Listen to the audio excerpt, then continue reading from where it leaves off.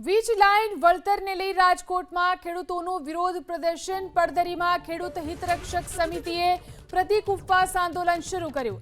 3 દિવસના પ્રતિક ઉપવાસ આંદોલનની આજથી શરૂઆત કરવામાં આવી। આસપાસના ગામના ખેડૂતો પણ આંદોલનમાં જોડાયા। તો રાજકોટમાં વીજ લાઇન વળતરને લઈને ખેડૂતોનું આ વિરોધ પ્રદર્શન। પડધરી તાલુકામાં આશરે 44 ગામોમાં લાઈન નીકળે છે, એમાં 10 ગામના નોટિસ આવી ગઈ છે। ખેડૂતોની એવી માંગ છે કે જે યોગ્ય વળતર મળવું જોઈએ ને એ મળે। જે અત્યારે જમીનના ભાવ બહુ વધી ગયા છે અને આ લાઈન નીકળવાથી જમીનના ભાવ મફતના ભાવે વેચાય છે અને ખેડૂતોની માંગ એવી હતી કે જે 2 ગણું વળતર જાહેર કર્યું છે એ યોગ્ય નથી।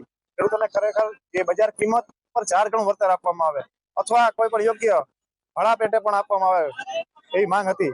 ખેડૂત આજે રોડે ચડેલો છે, આંદોલનમાં બેસે છે, ઉપવાસ ઉપર બેસે છે અને જો હજી આ માંગ સ્વીકારવામાં નહીં આવે તો દિવસે દિવસે ખેડૂત એકતા વધતી જશે અને ખેડૂતોની માંગ પૂરી કરવા માટે ખેડૂતને આજે મજબૂરીથી રોડે ચડવું પડશે, કોર્ટના શરણા લેવા પડશે। માટે સરકારને ખાસ વિનંતી કરી છે કે કંપનીને કાયદાનું પાલન કરાવડાવે અને કાયદા પ્રમાણે લાઈનનું સર્વે કરાવડાવે। લાઈન નખાવવામાં કોઈ વાંધો નથી, કાયદા પ્રમાણે લાઈનનું સર્વે કરાવડાવે અને કાયદા પ્રમાણે વળતર અપાવડાવે તો ખેડૂતને કોઈ પ્રશ્ન નથી। માટે બને ત્યાં સુધી સરકાર વહેલી તકે આની કંઈક નિવારણ લાવે। ખેડૂતોની જે માંગ છે કે 4 ગણું વળતર જે કેન્દ્ર સરકારનો કાયદો છે એ પ્રમાણે જમીનની બજાર કિંમતના 4 ગણા કરી આપવામાં આવે।